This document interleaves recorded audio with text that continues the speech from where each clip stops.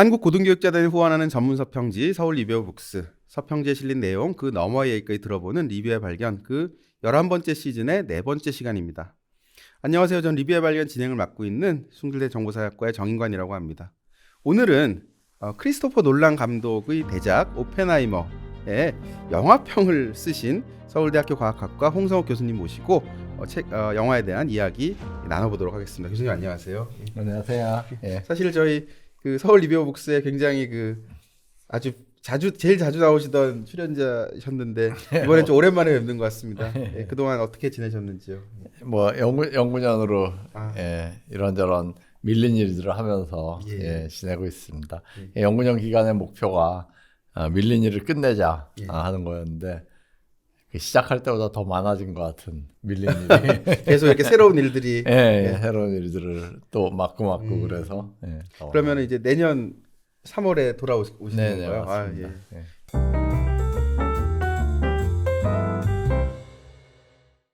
오늘 다룰 영화인데요. 이게 오펜하이머입니다. 근데 오펜하이머 원작이 사실 이 영상 보시는 많은 분들이 그 영화의 원작에 대해서 알고 계실 것 같은데요.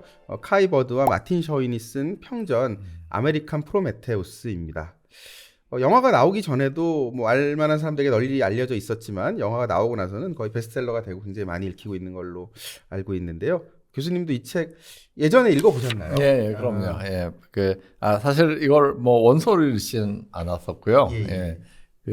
이제 번역돼서 나온 것을 그 역자인 최영석 교수가 한 권 보내줘서 그때 초기에 읽었습니다. 오래 전인 것 같아요. 몇 년 전.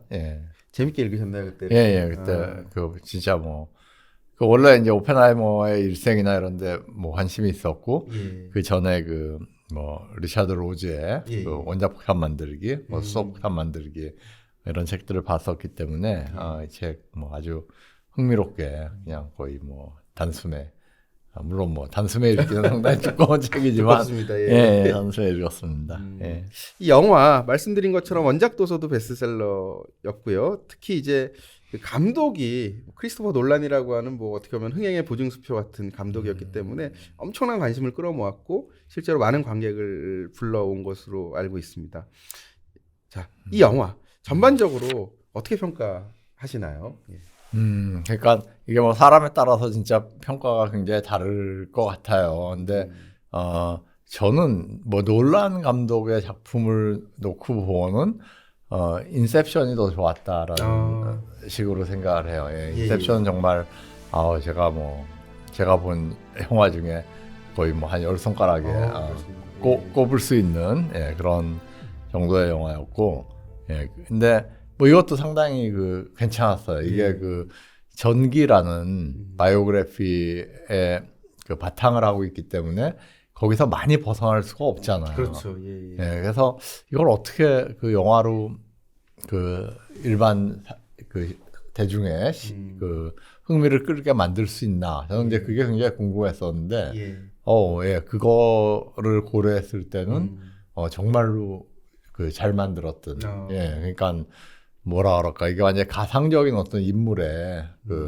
가상적인 어떤 핵물리학자의 일생을 다룬 그런 게 아니라 오펜하이머라는 실존 인물에서 많이 벗어날 수 없는 그걸 바탕으로 하고 만든 영화인데 이 내러티브나 어떤 극적인 그런 순간들 그다음에 어떤 감정이 고조됐다가 또 사그러지고 하는 이런 그런 모든 과정이 아주 진짜 충실했다고 생각을 합니다. 그래서 저는 사실 중간에 약간 좀 지루하기도 했어요. 근데 특히 스트로스의 나중에 스트로스 자신이 이제 의회 청문회를 계속 받는 그런 장면이라든지 이런 것들이 조금 지루하기도 하고 어쨌건 영화에서 오펜하이머랑 스트로스의 좀 대립구도 이것도 조금 약간 약간 자기적이다 하는 그런 느낌도 있었지만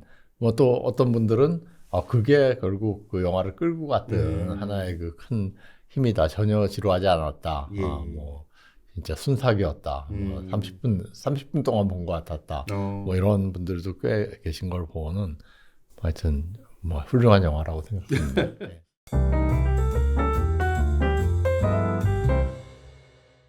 이제 우리가 뭐 오늘 다룰 것은 영화이긴 하지만 그 원작을 비교했을 때 책을 비교했을 때 어떠셨어요? 조금 아무래도 여기에 1000페이지가 넘는 원작이고 영화는 아무리 뭐 3시간이라고 해도 그걸 다 담아낼 수는 없을 거라고 생각이 드는데 좀 차이가 느껴지셨나요? 네, 뭐 원작과 가장 큰 차이는 그 스트로스가 이제 의회 청문회에서 예. 그 상무장관인가요? 예, 그 임명되는 게 그 거부됐던 예, 그 부분은 책에 없죠. 예, 책에 없고 예, 그러니까 왜냐하면 그 오펜하이머의 전기이기 때문에 예, 근데 영화에서는 그게 상당한 비중을 차지하는 처음에 뭐 시작부터 이제 그 장면들이 나오기 시작을 하고 끝에까지 그러니까 그래서 그런 부분은 차이가 있고 또 뭐 중간중간에 사실 이제 영화적인 어떤 그 뭐랄까 장치를 위해서 삽입된 부분들 예를 들어서 그 진 테틀록한테 그 뭐 바가바드 기타의 그 구절을 읽어준다든지 하는 이런 거 역시 그 사실은 아닌 이게 또 원작에도 나오지 않는 그리고 그 진 테틀록이 사망한 뒤에 이제 그 뭐 절망하고 있는 오펜하이머한테 그 이제 부인인 키티가 가서 뭐 하는 얘기라든지 뭐 그런 것도 사실은 그 있지 않았던 원작에도 없고 어떤 영화적인 장치로 삽입됐던 그런 것들이죠. 그래서 뭐 그런 것들은 꽤 있어요. 이렇게 영화적인 내러티브를 위해서 이렇게 삽입된 부분들은 꽤 있는데 뭐 전체적으로 보고는 고증에 상당히 충실한 그런 영화였다. 그리고 전반적으로 봤을 때 이 아메리칸 프로메테우스라는 책에 상당히 그 토대를 둔 그러니까 뭐 다른 영화들은 뭐 그렇지 않은 것들도 많거든요. 훨씬 더 어떤 그 영화적인 스토리를 위해서 들어간 어떤 가상적인 역사 이런 것들이 많은 게 대부분인데 이거는 그거에 비해서는 훨씬 적었다 그런 게. 예. 다른 고증에 충실했던. 그렇게 평가를 합니다. 교수님께서 이제 리뷰에서 영화가 2개의 서사로 이루어져 있음을 말씀을 하세요. 그래서 한 가지는 일종의 그 영웅담 같은 거겠죠. 저 이제 어떤 위대한 과학자가 어떻게 이제 위기에 당면하고 마지막에 뭐 이제 완전한 건 아니지만 어쨌든 어느 정도 이제 복권이 되면서 이제 본인의 명예를 찾고 이런 하나의 영웅담이라고 한다면은 교수님께서 여기서 또 이제 초점을 맞추고 계신 것은 일종의 그 오펜하이머의 죄, 물리학자의 죄, 과학의 죄라고 하는 것을 캐묻는 그 서사를 보고 계세요. 어떻게 보면 그게 그런 서사라고 하는 교수님의 어떤 그 틀 속에서 이제 영화의 곳곳에 있는 어떻게 보면은 대사나 장치들을 가져와서 이제 설명하고 계신데 리뷰의 제목도 과학의 죄를 묻다입니다. 어떠세요? 이런 관점을 원래 좀 갖고 아까 원작 책도 보셨으니까 갖고 영화를 보신 건지 아니면은 영화를 이렇게 보는 과정에서 이런 것들이 좀 교수님께 자연스럽게 다가왔던 것인지 그게 조금 궁금합니다. 뭐 그런 관점을 가지고 본 건 당연히 아니고요. 또 영화를 보는 과정에서 뭐 자연스럽게 다가온 것도 아닌 것 같아요. 그리고 이제 영화를 보고 이제 메모한 거를 보고 생각을 하면서 조금 이해가 잘 안 되는 납득이 잘 안 되는 이런 부분들이 있어서 그런 것들을 어떻게 하면은 이렇게 좀 이해할 수 있을까를 고민을 하다가 이게 또 하나의 서사가 있구나 이런 식으로 생각을 하면은 조금 더 영화 잘 이해가 되는 그러니까 놀라는 사실 이제 머리가 굉장히 좋은 감독이다. 뭐 메멘토나 뭐 인셉션이나 덩케르트나 뭐 이런 거를 보는 아주 굉장히 그 뭐 사실 이제 인터스텔라도 저는 이제 굉장히 그 스마트한 영화라고 생각을 하거든요. 그런 것 같습니다. 이해를 잘 못한 거 보니까 제가 스마트한 영화 같습니다. 근데 뭐 그렇다고 그런 감독이다라고 저는 이제 평을 하는데 아주 뭐 스마트한 머리가 진짜 뛰어난 감독이다. 근데 뭐 그런 이제 서사를 깔지 않았을까 하는 게 이제 제 생각이고요. 제가 사실 그런 여기 그 리뷰에서 나온 생각을 하게 된 첫 번째 어떤 계기는 그 영화 시작이었어요. 맨 처음 시작. 맨 처음 시작이 보통 이제 우리가 기억하는 거는 그 예, 프로메테우스의 불로 예. 시작을 하는 것처럼 폭탄이 터진 것 같은 그런 불이 막 등장을 하고 예. 거기서 이제 프로메테우스 서사가 나오고 자막으로 나오고 막 이러면서 시작을 하는 것 같은데 사실은 그 조금 전에 맨 처음에 꼭 비가 이렇게 호수에 떨어져서 물방울이 이렇게 생기는 것 같은 이렇게 원형의 파도가 이렇게 생기는 것 같은 그런 장면들이 나와요. 그리고 영화에서 조금 뭐랄까 추상적인 어떤 도형들이 나오는데 현 같은 것도 등장을 하고 그러니까 그런 이제 원이 등장을 하는데 현은 나중에 보면은 그게 그 팽팽하게 진동하는 어떤 현이 그 원자 속에 갇혀진 에너지, 거의 뭐 무한한 에너지를 상징하는 것 같다 하는 게 이제 드러나거든요.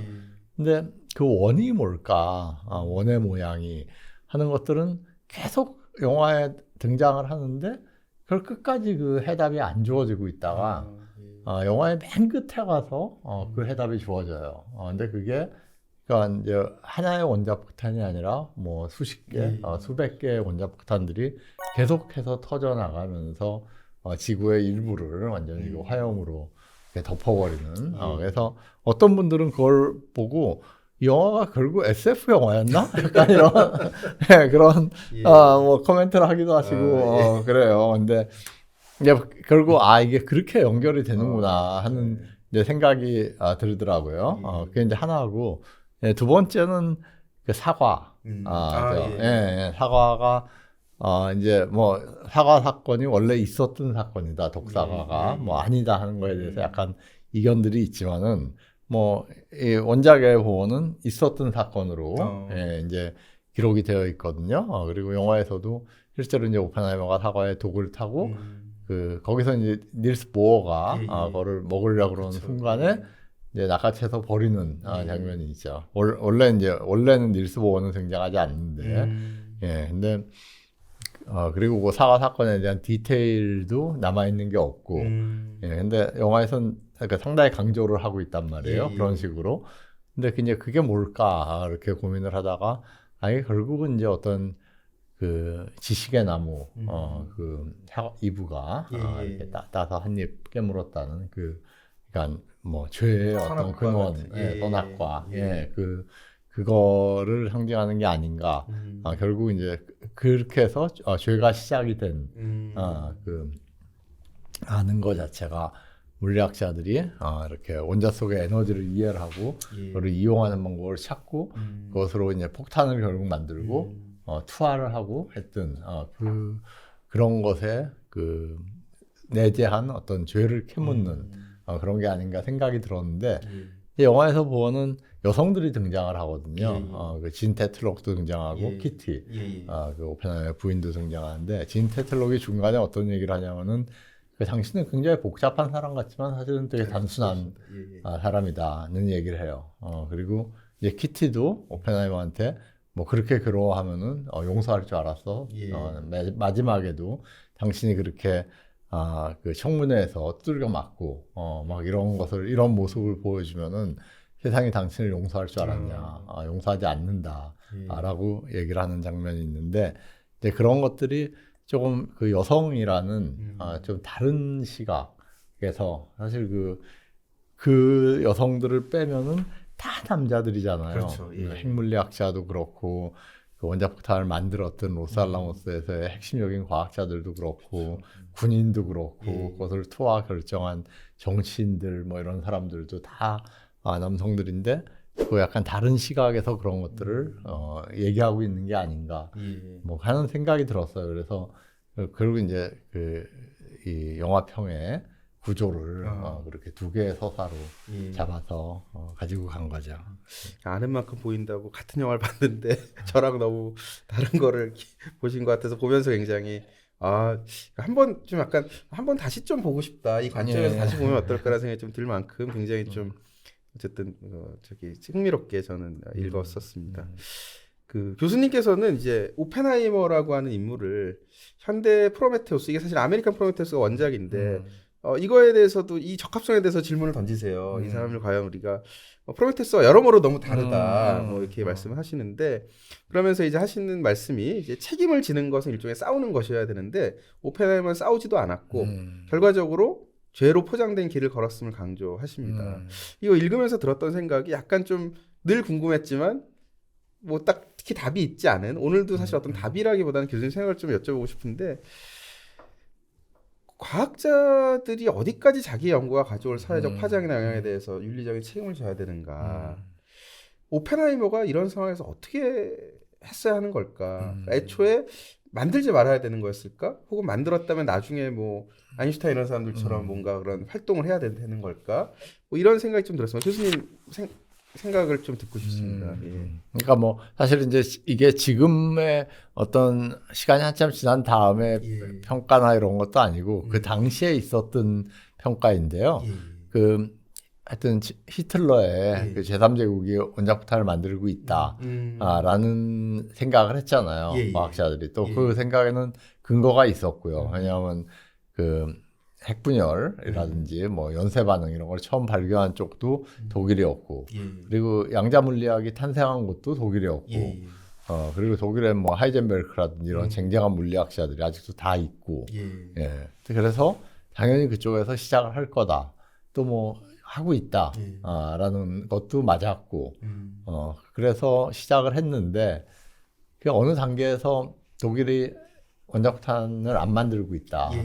그리고 뭐 하여튼 아직 그 수준이라든지 이런 것들이 굉장히 떨어져 있는 상태다. 독일은 전통적인 무기 가지고 전쟁을 이길 수 있다고 생각을 했으니까요. 그리고 로켓을 만들어 갖고 쏘고 그러면서 근데 이제 그때가 되면은 그러면 그 더 이상 개발할 이유가 없는 거죠. 그러니까 이제 사실 과학자들 중에도 일련의 과학자들이 그러지 말자 이제 여기서 중단을 해야 된다라고 얘기를 했는데 이제 오펜하이머는 그렇게 생각을 안 했던 거죠. 우리가 이걸 시작한 이유는 결국 만들기 위해서 시작을 한 거고 만들다고 생각을 한 거는 투하를 목적에 염두에 두고 만들었던 거지. 그냥 뭐 그냥 만들었던 게 아니다라는 게 이제 예를 들어서 뭐 군인들 그것을 주도했던 군인들은 그렇게 생각할 수가 있는데 과학자들은 그럴 어떤 군사적인 어떤 뭐라 그럴까요 세계관 속에서 살고 있는 사람이 아니잖아요. 그러니까 다르게 생각할 수 있었어야 되는데 그리고 실제로 다르게 생각한 사람들도 꽤 있었는데 하지 말자고 주장했던 사람들 나중에 결국 마지막까지 그 뭐 프랭크 리포트 뭐 이런 걸 써가지고 그 워싱턴에다 그걸 내려고 그러고 결국 막바지까지 그 일본 그 장군들을 불러놓고 그들 앞에서 그 실험을 하자. 그러면은 이들이 항복을 할 거다라고 얘기했던 사람들도 있었고 그런데 이제 그런 모든 가능성이나 모든 어떤 대안을 무시했던 거죠. 그래서 뭐 결국 딴 길이 없었다라고 말하기는 힘들 것 같고요. 그 당시에 봐도 다른 길들은 있었다라는 게 제 생각이었고 또 뭐 저와 비슷한 생각을 하는 사람 역사가나 그런 평가를 하는 사람들 꽤 있는 것 같고요. 지금 쓰신 내용에 보면 이제 또 하나가 이제 이 그 미국의 원자폭탄 투하 관련해서 결국 이 영화에서 뭐 오펜하이머의 물리학자의 죄 이런 것까지는 우리가 잡아낼 수 있지만 미국의 죄 자체는 별로 묻지 않는 것 같다는 말씀을 하신 것 같아요. 그러면서 이제 인종차별 얘기를 좀 하세요. 이게 뭐 아마 그런 논의들이 좀 있지 않았을까 전 잘 모르지만 생각이 드는데 이게 결국은 독일이 아니고 일본의 투하가 됐다라고 하는 것을 이제 강조하시면서 결국은 여기서 이제 그 백인들이 가지고 있는 아시안에 대한 뭔가 약간 뭐 무시라던가 이런 것들이 결국 이런 투하 결정에까지 영향을 미치지 않았는가 이런 말씀을 하시고 계신데 그 부분에 대해서 좀 간단하게 설명해 주시면 감사하겠습니다. 그러니까 뭐 독일이랑 일본이 이제 끝까지 싸우고 있었는데 사실은 독일이 원자폭탄을 만들기 때문에 우리가 만들어야 된다라고 시작을 했는데 그러면 이제 타겟은 당연히 독일이어야 되거든요. 근데 독일이 타겟에 제대로 오른 적이 한 번도 없었다는 거죠. 그러니까 당연히 처음부터 타겟은 일본이었고 그 논의가 계속됐고 그다음에 또 독일은 이제 45년 초인가요? 네, 그때 이제 항복을 하죠. 항복을 하고, 근데도 계속 이제 일본에 투하하는 것을 기정사실로 하고, 연구를 진행을 시키고, 실험을 하고, 이제 투하가 되고, 하는 과정 자체가, 그러니까 독일에 대해서는 정말 한 번도 진지하게 독일 본토에 유럽의 원자폭탄을 투하를 하겠다라는 게 고려가 안 되는 상황에서 일본에 대해서는 너무 쉽게 너무 어떤 반론이나 경론이나 이런 거 없이 그냥 당연히 일본에 뭐 어디다 투하를 하느냐 이걸 놓고 갑론을박을 하는 건 있었지만 이거 우리가 투하를 해야 되냐 굳이 뭐 말아야 되냐 투하를 안 하는 게 맞지 않냐 왜 일본은 원자폭탄 만들 능력도 없는 나라인데 그 나라한테 왜 이거를 투하를 해서 전쟁을 끝내려고 그러냐라는 거에 대한 논의는 없었다는 거죠. 그건 결국 이제 결국은 그렇게밖에 설명할 수 없지 않느냐. 그러니까 이제 같은 백인들, 같은 뭐 유럽인 출신, 그를 보던 관점이랑 이제 어떤 아시아인들 혹은 뭐 나중에 보면은 이제 미국이 전쟁을 한 것도 뭐 베트남이라든지 아니면 뭐 남미라든지 뭐 하여튼 그런데 중동이라든지 그런 쪽에 그런 쪽 사람들을 보는 이런 관점은 다르지 않느냐. 결국은 어떤 이들이 뭐 아무도 이들이 대놓고 나는 인종차별주의자이기 때문에 일본은 지구상에서 쓸어버려야 돼. 이렇게 얘기한 사람은 없었지만 그냥 굉장히 그런 문화가 전반적으로 깔려 있지 않았나 하는 거죠. 그러니까 뭔가 이 말씀까지 듣고 나니까 이제 특히 과학자 윤리의 문제에 대해서 조금 더 이게 정치적이거나 인종적인 것과 결합되었을 때 어떤 이제 좀 비극적인 결과가 나올 수 있는가에 대해서 조금 생각을 해볼 수 있어서 굉장히 저는 흥미로운 포인트를 좀 읽었습니다.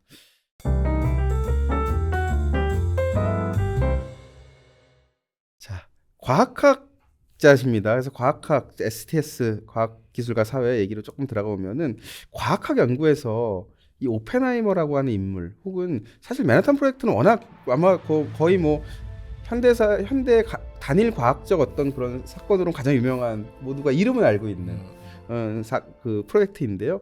이게 좀 종종 다뤄지나요? 그것의 뭐 사회적 구성이라던가 뭐 이런 거에 대해서. 그렇죠. 그러니까 뭐 그게 맨하탄 프로젝트를 보통 이제 빅사이언스의 어떤 시작으로 보죠. 그러니까 20세기 그 전까지만 해도 그 스몰 사이언스들 되게 뭐 이렇게 벤치 사이언스라고도 하는 이런 그 실험실 있고 자기 테이블 위에서 실험하고 하는 거였던 사실 뭐 한이랑 스트라스만 마이스너 이런 사람들이 그 핵분열 같은 거 발견하는 것도 굉장히 작은 실험이었거든요. 실험실 안에서 이렇게 작은 보통 일반적으로 그냥 물리학자들이 하던 그런 거였는데 근데 그 전에도 약간의 빅사이언스의 조짐들이 있었어요. 그 영화에도 등장하지만 그 로런스 같은 사람의 사이클로트론 입자가속기가 등장하잖아요. 이게 뭐 세상을 뭐 물리학을 바꿀 거다 막 이러면서 소개해주고 그러는 이제 그런 거와 맨하탄 프로젝트 이런 것들이 이제 결합하고 이러면서 과학이 이제 거대 과학으로 특히 이제 물리학이 거대 과학으로 이렇게 진화했던 어떤 중요한 그 계기가 됐던 게 맨하탄 프로젝트였고요. 또 뭐 다른 한편으로 보면 거기에 과학자들만 있었던 게 아니라 엔지니어들도 꽤 많았어요. 그리고 그 굉장히 많은 지역에서 어떤 재료와 뭐 원료들 이런 것들을 생산을 하고 그것을 공급받아서 폭탄을 만들었던 것이기 때문에 그 전체를 이렇게 매니지할 수 있는 어떤 그 뭐라 그럴까 이렇게 매니지먼트 시스템 같은 것도 그때 이제 발전을 해요. 그러면서 나중에 이제 그 2차 세계대전 이후에 뭐 시스템 엔지니어링이라든지 이런 쪽으로 그런 것들이 이어지고 그러거든요. 그러니까 굉장히 많은 곳에서 이루어지고 있는 어떤 활동을 어떻게 최적화해서 코디네이트 할 것인가 하는 것들에 대한 것들도 이제 이 맨하탄 프로젝트 이후에 결국 이제 뭐 생겨났다. 이게 이게 그런 것의 뭔가 출발점이었다라고 봐도 과언이 아니고요. 예. 뭐 그런 의미에서 연구들은 많이 되고 있죠. 예. 이게 하나의 역사적 사건으로서도 원자폭탄을 만들었던 역사 사건으로서도 연구가 되지만은 또 20세기 과학의 어떤 큰 흐름, 특성 이런 것들을 바꿨던 예, 그런 어떤 계기로서도 이렇게 해석이 되곤 합니다. 예. 리뷰 말미에 보면은 이제 그 저기 거의 제일 끝 부분에 이제 그 이마무라 쇼헤이 감독 에서도 이제 알만한 분들은 아시고 또 하지만 뭐 아주 그렇다고 뭐 대중적인 한국에 잘 알려지진 않았는데 검은비라고 하는 이제 89년도 영화에 대해 그 저기 말씀을 하고 계세요. 근데 실제로 보면 일본에서 뭐 어떤 그 저도 이제 들은 얘기인데 뭐 일본에서 원자폭탄 관련된 다양한 어떤 기록이나 수기에 보면 사람들이 이렇게 검은비에 대한 언급들을 많이 한다고 일종의 뭐 트라우마 같은 그런 얘기를 많이 한다고 하는데 그 이제 좀 재밌는 거는 같은 해 이제 미국에서 그 만든 리들리 스콧 감독의 그 이제 에일리언으로 유명한 리들리 스콧 감독의 영화 중에 블랙 레인 이게 그 마이클 더글라스가 앤디 가르시아하고 나오는 이제 오랑영 일종의 오랑영 가르시아가 굉장히 젊었을 때 젊고 잘생겼을 때 아주 풋풋할 때 나오죠. 나오는 영화인데 이것도 이제 두 형사가 이제 일본에 가서 일본 야쿠자와 이제 말 그대로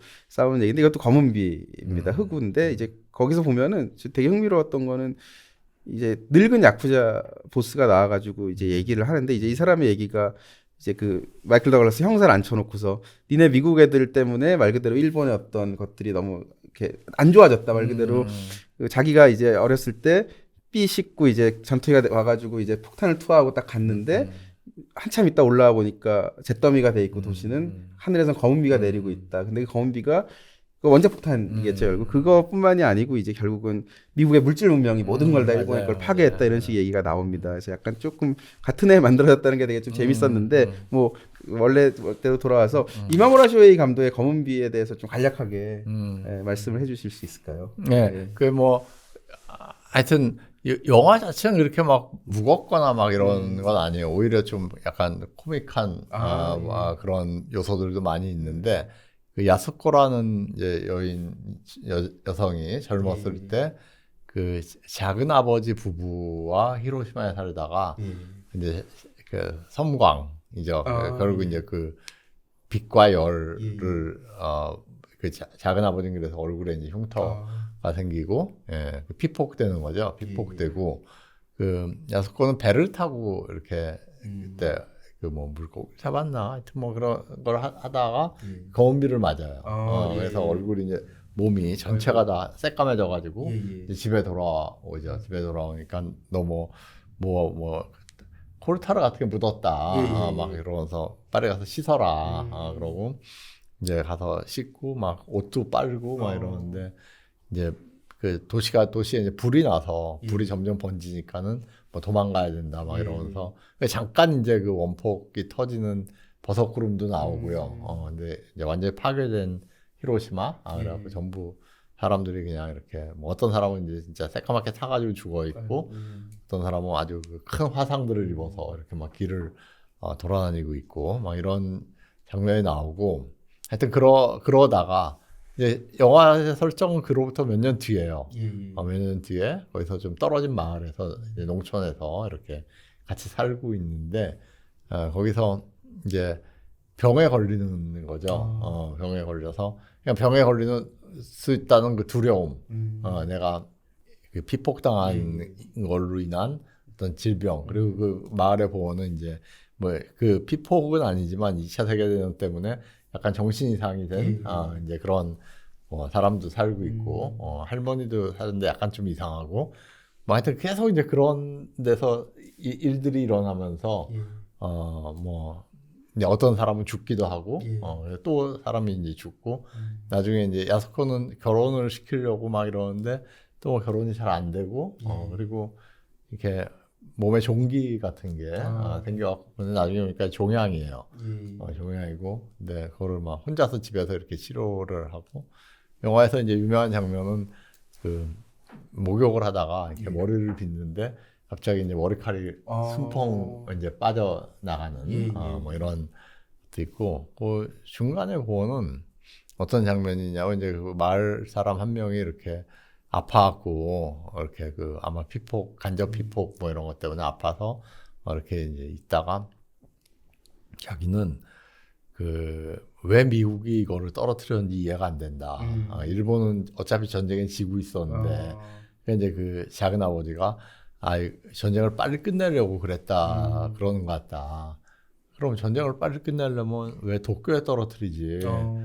왜 하필 히로시마에 떨어뜨려서 자기가 이렇게 그것 때문에 이런 병에 걸리고 이랬냐?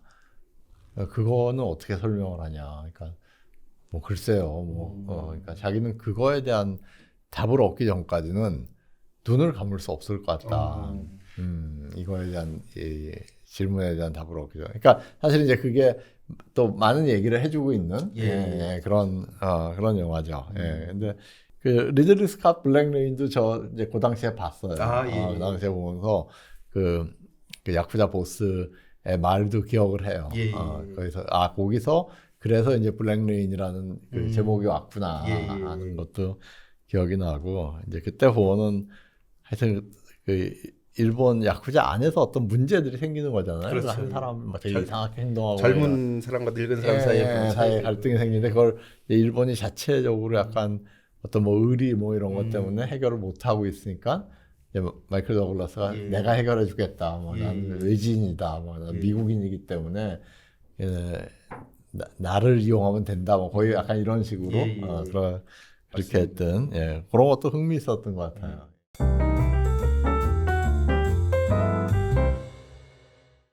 영화가 조금 길다 보니까 아무래도 저같이 막 주저주저 하다가 늦게 보거나 혹은 안 본 분들도 많을 것 같아요. 이 영화 혹시 어떤 분들께 좀 추천하고 싶으신지 뭐 이건 모든 분들께 모든 분들께 남녀노소를 가리지 않고 다 어떤 부분들은 다 흥미롭게 볼 수 있는 그런 영화고 논란의 영화들이 좀 수수께끼 같은 뭐 이런 것들이 조금 있잖아요. 인터스텔라도 그렇고 인셉션도 그렇고 근데 뭐 이 영화는 사실 뭐 그렇진 않잖아요. 이렇게 막 머리 쥐어 짜는 퍼즐이나 뭐 이런 것들이 있는 건 아니기 때문에 이렇게 흥미롭게 서사를 따라가면서 보실 수 있는 그런 영화다 생각을 합니다. 오늘 좋은 말씀 너무나도 감사드립니다. 고맙습니다. 감사합니다. 지금 듣고 계신 리뷰의 발견은 한국고등교육재단에서 지원 및 제작되고 있고 2주에 한 번 금요일마다 여러분들 만나뵙고 있습니다. 오늘 자리해 주신 홍성욱 교수님 다시 한번 감사드립니다. 감사합니다. 고맙습니다.